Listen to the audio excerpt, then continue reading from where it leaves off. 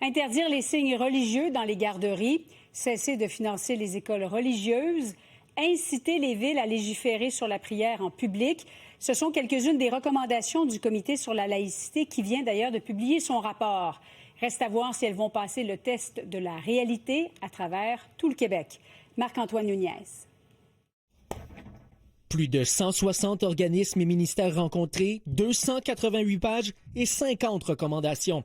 C'est un rapport costaud qui a été présenté ce matin par les coprésidents du comité d'études sur le respect des principes de la loi sur la laïcité de l'État et sur les influences religieuses.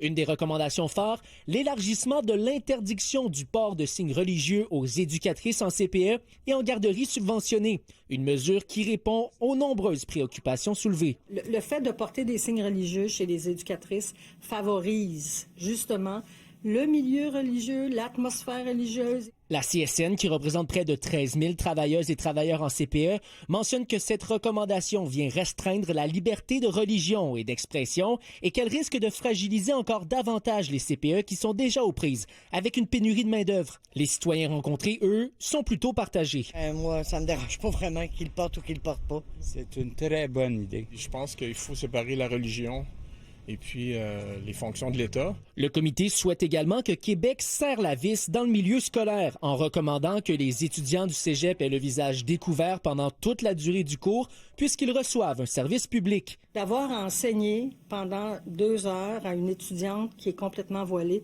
c'est très difficile. Une recommandation bien accueillie par l'organisme Droit collectif Québec et par le Rassemblement pour la laïcité. Je pense que c'est des mesures qui étaient tout à fait nécessaires étant donné différents problèmes qu'on a pu voir émerger. Le Droit collectif était de cet avis, plusieurs autres groupes l'étaient aussi et je crois que c'est tout simplement cohérent. On demande aussi à ce que le financement des écoles privées religieuses soit stoppé, à moins qu'elles ne se laïcisent et que les locaux consacrés exclusivement aux prières soient interdits.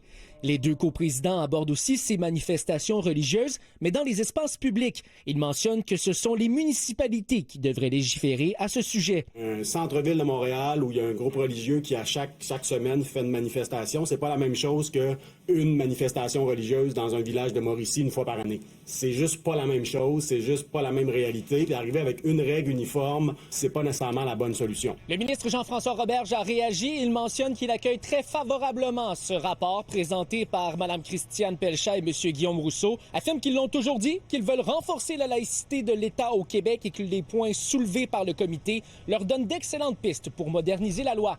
Marc-Antoine Nunez, TVA Nouvelles, Montréal.